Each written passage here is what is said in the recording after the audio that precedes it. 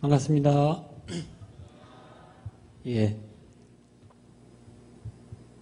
여기가 어디신지 아시겠죠? 예. 이제 100주년 기념대회가 약 75일 정도 남았습니다. 그 장소가 바로 여기 상암 월드컵 경기장입니다. 예. 아마 5월 1일 날 우리 전 교도들이 이 자리에 모여서 거룩한 기념의 장을 펼칠 것으로 생각됩니다. 저희들은 대종사님의 근본 정신을 채받고 또 교단의 기운을 결집해서 결복기 교훈을 열어갈 수 있는 그런 100주년 기념의 장이 될 수 있도록 우리 전 교단 구성원들은 합력해 주시면 고맙겠습니다. 예, 그렇게 할 것을 다짐하면서 다 같이 힘찬 박수를 하면 참 감사하겠습니다.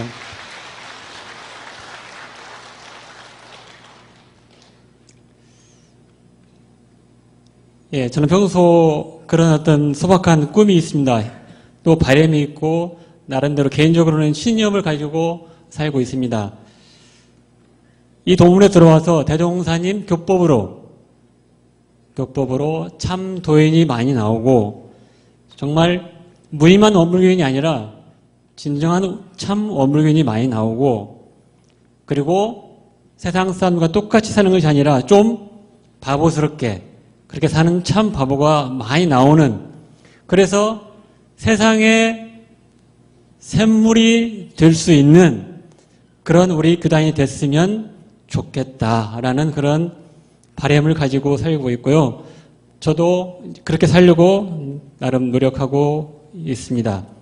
그래서 오늘은 바보가 되면 행복이 보입니다라는 제목으로 오늘 이 시간을 함께 나누겠습니다. 예, 생각으로 이 시간을 갖지 마시고 마음으로 이 시간을 함께 해주시면 감사하겠습니다. 자, 이 자화상 혹시 생각나시는가요? 예, 뭐라고 써 있습니까? 바보야라고 써 있어요. 바보야. 그렇죠? 예. 예. 선종에 들어가신 우리 김수환 추기경님이시죠? 예. 아주 잔잔한 미소 속에 많은 것을 저희들에게 던져주고 있다고 생각합니다. 내가 잘났으면 뭘 그렇게 크게 잘났겠어요. 다 같은 인간인데 안다고 나대고 어디 가서 대접받기를 바라는 게 바보지. 아이쿠. 그러니 내가 제일 바보스럽게 살았는지도 몰라요. 2007년도에 동성중고교에 가서 이런 그림을 자기 자화상을 그리시면서 바보야라고 명칭하시고 이런 말씀을 남기셨습니다. 그리고 이제 바보가 바보들에게라는 그런 책을 잠언집을 나오게 되었고요. 이분이 돌아가시면서 강조한 게 사랑입니다. 사랑해라, 사랑. 그러시면서 나는 사랑이 머리에서 가슴으로 내려올 때까지 70년이 걸렸다라는 말씀을 해주셨어요. 그러시면서 어쨌든 자기도 사랑하고 주변을 사랑하면서 살아가는 그런 사람이 되기를 간절히 염원했습니다. 자, 바보. 왜 혹시 바보일까?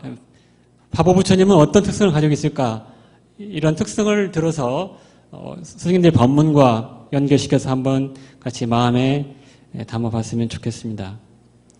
바보의 특성, 바보 부처님 특성은 따지지 않습니다. 사시면서 누군가의 행동을 보고 어떤 일을 보고 따져본 적 있으십니까? 예. 말로 따지는 사람이 있고요. 행동으로 따지는 사람이 있고 마음으로 따지는 사람이 있습니다. 말은 않지만 마음속으로 따지는 사람이 있어요. 예. 근데 따질 때 어떤 반응이 나타나는가요? 따져본 분들은 느낌이 알 텐데 따질 때 마음의 상태를 찍어보면 마음이 불편합니다. 그리고 그 상황이 수용이 안 됩니다. 그렇기 때문에 이 그림처럼 마음에 금이 가기 시작합니다. 그리고 때로는 벽이 생기기도 하고요. 그래서 온전함을 유지할 수가 없죠. 이 땅은 가뭄에 갈라지는 땅입니다. 누군가의 행동을 보고 누군가의 모습을 보고 내 마음속에 따짐이 시작되면 내 마음도 불편하고 상대의 마음도 불편하고 주변 상황이 불편할 수 있다는 것을 아셔야 될 것 같습니다. 그래서 우리가 따지지 않아야 되는데요. 이제 살다 보면은 수없이 많은 경계를 당하기 때문에 그렇지 못한 것 같아요. 어느 날 제가 어느 가침에 가니까 남편한테 아내가 이제 깨를 좀 볶으라 해서 깨. 이게 지금 프라이팬에 있는 깨입니다. 깨를 볶았는데 남편이 잘못해가지고 태워버렸어요. 그 깨를. 그러니까 이제 그 아내가 계속 궁시렁거립니다. 그 깨 하나 볶지 못해가지고 사용할 깨를 그렇게 다 태워버렸다고. 한 번 정도는 봐줄 수 있는데 그 얘기를 계속 하고 계시는 거야. 틈틈이. 그래서 제가 그랬습니다. 제가. 남편이 중요합니까? 깨가 중요합니까? 그런데 웃더라고요. 그 아내분도. 응? 아니, 남편이 이제 어쩌다 잘못해서 깨를 태웠지만 이미 태워준 깨를 가지고 자꾸 남편한테 그 시비 걸면 되겠어요? 안 되겠어요? 당신도 불편하고, 듣는 사람도 불편하고, 옆에 있는 사람도 불편하잖아요. 그래서 그렇습니다. 남편이 중요하냐, 깨가 중요하냐. 이처럼 우리가 그 아내만의 일이 아니고, 우리가 살아가면서 다른 사람의 행동을 보면서 늘 그렇게 시비를 가리려고 하고, 뭔가 훈수하려고 하고, 이렇게 되면 본인은 어쩔 줄 모르지만 마음에 불편함이 생기는 것이다. 따지지 않으면요, 마음에 늘 안심, 편안함을 유지할 수 있습니다.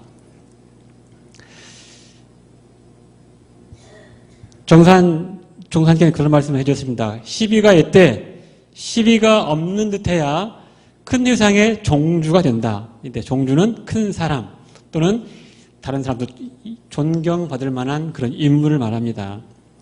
수많은 시비에 내 앞에 펼쳐지지만 그 시비를 정확히 볼 줄도 알아야 되지만 그 시비에 초연할 수 있어야, 그래야 나도 온전한 생각을, 온전한 판단, 온전한 행동을 할 수 있고 관계도 그렇게 잘 만들어갈 수 있는 것이다.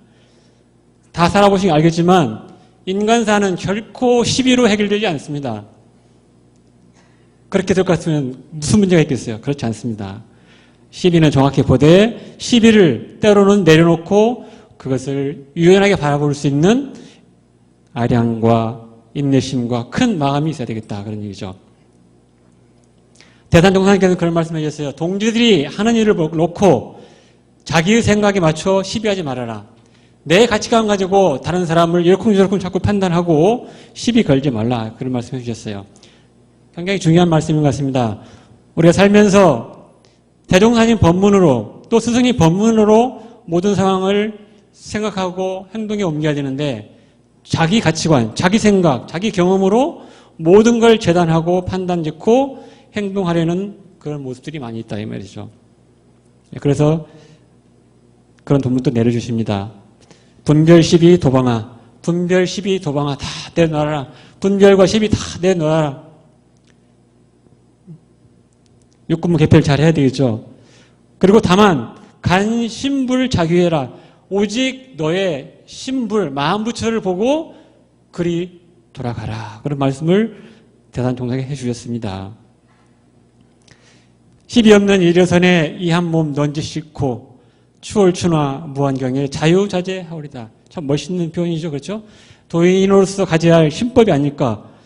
시비 없는 일여선에 이 한 몸 넌지 싣고 추월춘화, 그 가을 둥글 달과 봄 기운, 꽃이 활짝 핀 봄에 그런 무한경, 아름다운 절경 속에 자유자재할 수 있는 그런 어떤 공부인, 수도인, 그런 원불견이 되어야지 않겠느냐라는 법문을 내려주셨습니다. 세상이 복잡할수록, 교단 일이 많아질수록, 내 주변이 일이 많을수록 이런 신법을 가지고 살아간다면 아마 한가한 도인으로서 삶을 살아갈 수 있지 않을까 생각됩니다. 바보의 특성 두 번째, 가리지 않습니다. 바보들은 결코 가리지 않습니다. 좋고 나쁘고 이런 걸 가리지 않습니다. 그렇기 때문에 어떻습니까? 평평은 평등심을 유지하고 누구를 대하든 같은 마음으로 대하는 삶을 살아가는 사람들이죠. 한번 돌이켜봤으면 좋겠습니다. 나는 어떤 마음을 가지고 사람들을 대하는가? 내 코드에 맞는 사람들은 잘 수용하고 내 코드에 맞지 않으면 적당히 하고 모른 척하고 그렇게 살아가시는지 아니면 누구를 대하든지 같은 마음으로 내 마음이 응하는지를 봤으면 좋겠어요. 자, 이 그림, 이 아이의 표정은 어떤 표정일까요, 지금? 예. 맛있는 걸 놓고 지금 굉장히 기분이 좋지 않습니다, 지금. 자기 입맛에 맞지 않는 아마 그 메뉴인 것 같아요. 저희 어렸을 때도 지금 마찬가지지만 부모님들이 편식하지 말아라. 왜 편식하지 말라고 합니까? 건강에 좋지 않다. 그럼 우리는 뭘 가리지 말아야 된다? 음식이 아니고 우리는 사람을 가려서는 안 된다. 적어도 공부인이라 한다면 그리고 원불교인이라 한다면 누구를 만나든지 간에 호불호를 떠나서 다 받아주고 다 살려낼 수 있는 그런 신법을 가지고 살 수 있어야 된다. 바구니가 4개가 있죠. 내 마음 바구니는 지금 크기가 얼마인가? 그리고 내 마음 바구니에 어떤 사람들이 지금 들락달락하고 있는가?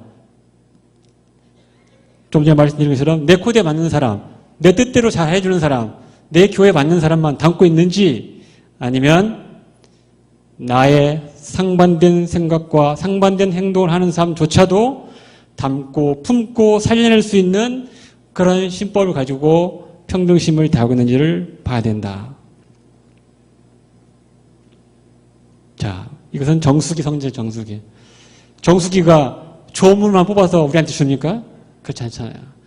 정수기는 원천수, 좋은 물이든 나쁜 물이든 다 받아서 그것을 걸러서 고객에게 원하는 사람들한테 맞는 물을 제공하고 있습니다. 우리 마음도 우리 신법도 내 취향 따라서 내 가치관 따라서 그렇게 사람을 대하는 것이 아니라 어떤 사람을 대하든지 그 사람을 잘 받아주고 똑같은 마음으로 대할 수 있는 그런 신법으로 살아가야 되겠습니다. 사람을 대할 때는 평등한 마음으로 하고 차별심을 내지 말 것이오 라는 말씀을 종사님께서 해주셨습니다. 사람을 대할 때는 평등한 마음으로 하고 차별심을 내지 말 것이오.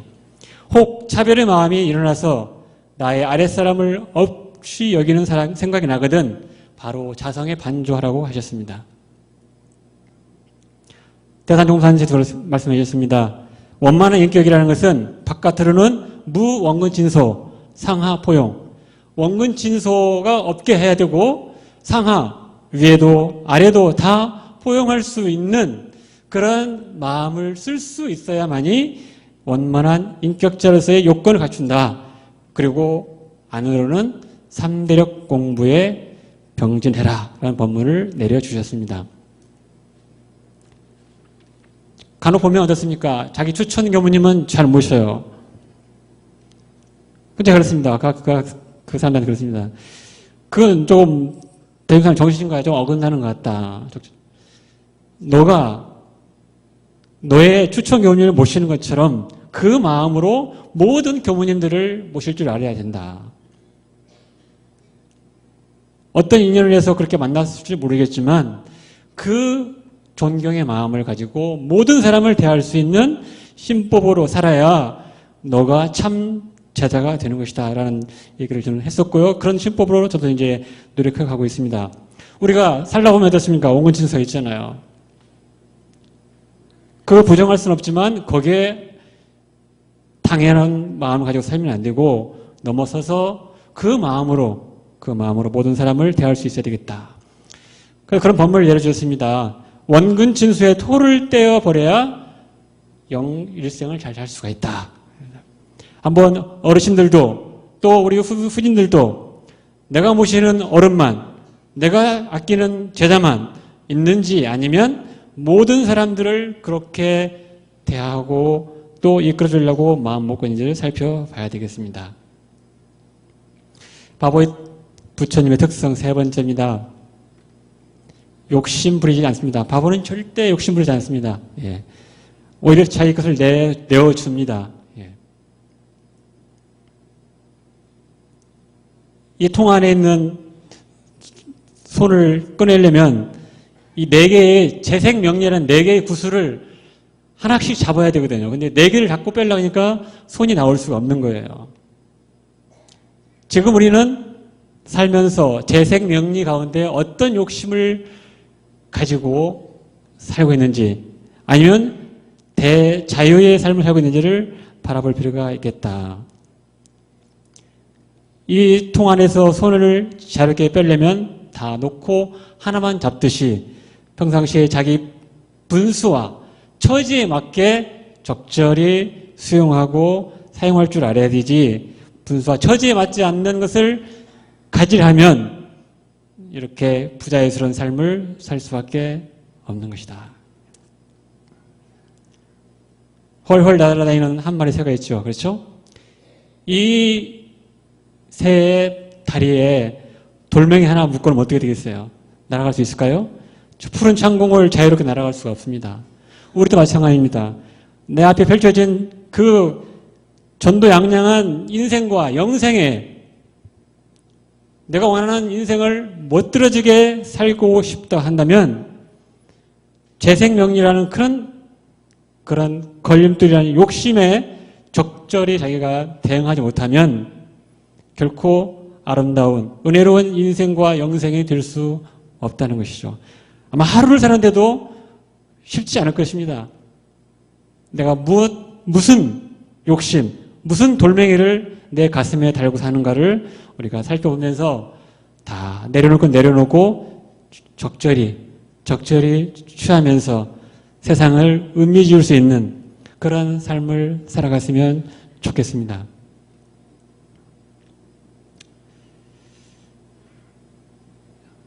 잘 아시는 대중교육용품 13장 노래 있죠? 예. 여의부가 따로 없나니, 그렇죠?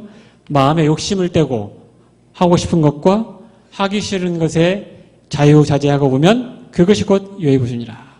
전제는 뭡니까? 마음에 욕심을 떼고. 어떤 욕심이든지 있을 거예요. 근데 그것을 잘 조절하지 못하시면 결코 여의부조를 얻을 수가 없고 여의부조를 얻을 수 없으면 본인이 원하는 자유를 만끽할 수 없다는 사실이죠. 대산용사님께서는 제사시 때 광주 교도들에게 그런 질문을 하셨습니다. 부처님 사시는 고향이 어디인가? 어디라고 했을까요? 1번 답이 뭡니까? 마음입니다. 그랬어요. 마음. 다시 또 질문하십니다. 우리의 고향은 어디인가? 마음입니다. 다시 또 질문하십니다. 부처님 마음은 어떤 마음인가? 라고 이제 대산용사님께서 질문하시니까 그 광주 교도들이 욕심 없는 마음입니다. 우리들도 살아가면서 욕심 없는 마음으로 늘 경계를 대하고 사람을 대할 수 있는 그런 노력을 기울여야 될 것 같습니다. 욕심의 재미가 깊어가면 도와는 점점 멀어지고 또 욕심은 그 도적이라 사람을 마음을 주야로 뺏어간다 그랬어요. 늘 수도하기 때문에 없을 것 같지만 그렇지 않은 것 같습니다. 살아보면 무수히 많은 욕심이 항상 솟아나는 것 같습니다. 대종사님께서는 그렇습니다. 사람의 욕심을 항복받지 못하면 세상 영원히 평화롭지 못할 것이다 그랬습니다. 예, 정말 자유로운 삶을 살고 싶으면 욕심을 존절히 할 수 있는 그런 수도인이 됐으면 좋겠습니다. 예, 바보 부처님의 특성 네 번째입니다. 속지 않습니다. 속지 않습니다. 혹시 속아본 적 있으십니까? 예, 여기 속는다는 것은 뭐 어떤 돈 그런 문제가 아니고 사람과 말에 속는 경우가 많다는 것이죠. 예, 같은 말인데도 누가 했느냐에 따라서 내 마음이 달라지고 또 옳은 말을 했는데도 그것을 듣지 않으려고 하고 하는 경우가 다 뭡니까? 속는 것이죠. 속는 것. 누군가 칭찬하면 아, 네가 셰일이야. 잘했어. 멋있었어 하면 좋아하고 그 반대로 뭔가 지적받고 충고하고 조언을 하면 왠지 마음이 불편해하고 속상해하고 때로는 울기도 하고 그런 것 같아요. 그래서 우리가 공부를 한다는 것은 그런 칭찬과 또는 지적에 충고에 널뛰기 하지 않고 늘 여야한 마음을 갖고 살 수 있는 능력이 있어야 된다. 잘한다고 넘어가고 좀 지적해주면 속상해하고 그런 사람이 아니라 어떤 말을 하든 그것을 잘 수용해서 내 것 삼고 늘 여야한 마음을 가지고 자기를 관리할 수 있는 그런 신법의 소유자가 될 수 있어야 되겠다. 쉽지 않습니다. 예, 저도 이렇게 얘기하지만 쉽지 않아요. 저도 좋은 소리 듣고 싶고 그렇잖아요. 그렇죠? 예. 그러나 그것은 속는 것이다. 속는 것이니까 조심해야 되겠죠. 그죠? 예. 그래서 동지 중에는 합의 동지와 충고 동지가 있는데 의견이 같은 동지는 합의 동지로 알고 의견이 다른 동지는 충고 동지로 알아서 잘 활용하면 그 속에 음덕이 되어 영생의 길이 열린다고 대단종사께서 밝혀주셨습니다. 충고도 잘 드려야 될 것 같고 칭찬받을 때도 자만하지 말고 내가 칭찬받을 일을 했는지 그것을 잘 갈무리하고 더 겸손하게 더 진중하게 자기 삶을 이끌어갈 수 있는 그런 바보들이 됐으면 좋겠습니다. 예, 바보 부처님의 특성 마지막입니다. 드러내려 하지 않습니다. 바보들은 절대로 자기를 드러내려고 하지 않습니다. 그래서 뭡니까? 향기가 나는 사람이라고 할 수 있겠죠. 결코 어떤 상황 속에서도 자기 잘한 것을 드러내려고 하지 않습니다. 늘 어떻게 살아야 되느냐? 부족한 듯, 많은 지혜가 있어도 부족한 듯, 많은 재물이 있어도 늘 부족한 듯, 그리고 많이 알고 있어도 모르는 것처럼 그렇게 살 수 있어야 된다. 그래서 살면서도 있는 듯 없는 듯 살면서 혹 누군가가 도움이 필요하면 도움을 주고 다시 자기 자리로 돌아갈 수 있는, 그리고 또 도움이 필요하면 나서서 살짝 손 넣어주고 다시 자리로 돌아올 수 있는 그런 어떤 숨은 도인들이 많이 나와야 되겠다. 경산 종무사님께서는 그런 법문을 해주셨습니다. 무명 도인이 됐으면 좋겠다. 무명 도인. 무명 부도자가 됐으면 좋겠다. 이름을 앞세우지 말고 이름을 드러내려고 하지 말고 오로지 자기 본분사에 충실하면서 묵묵히 도의 맛을 즐기고 자기 역할을 다해가면서 살아가는 그런 구도자, 그런 도인, 그런 원불경이 됐으면 좋겠다라고 말씀하시면서 반월과 반개월하는 예화를 들어주셨어요. 꽉 찬 보름달도 아름답지만 반쯤 찬 보름달도 반달도 아름다운 것이다. 활짝 핀 꽃도 아름답지만 반쯤 핀 꽃도 아름답다는 것을 음미할 줄 알면서 살아가야 된다라는 법문을 내려주셨습니다. 즉 반달 떼는 것은 여수 밤바다입니다. 예, 남해 어느 마을에서 여수 밤바다를 바라보면 이렇게 달이 걸려있는 것을 잡은 거예요. 예, 참 잘 잡은 것 같아요. 오른쪽은 튤립이죠. 예, 사랑을 표시한다죠. 활짝 피진 않았지만 어떻습니까? 뭔가 미래를, 여지를 생각해 볼 수 있는 그런 묘미가 있는 것이죠. 우리가 살아가면서 다 드러내려고 하지 말고 스스로를 인정하고 스스로를 지켜주고 스스로를 음미할 수 있는, 그래서 세상 사람들이 다 나를 버려도 자기를 혼자 버타면서 살아갈 수 있는 그런 신법의 소유자가 됐으면 좋겠습니다. 도인들은 소리 없이 큰 일을 하나니 밥 먹고 집안일 하듯 천하의 일을 하나니라 그랬습니다. 예. 깊이 새겨볼 의미가 있을 것 같습니다. 공도편 37장에 나온 본문이죠. 예, 집 하나 짓는데도 대들보가 필요하고 기둥이 필요하고 석가락이 필요하고 그리고 모래 한 줌, 종이 한 장이 필요하다.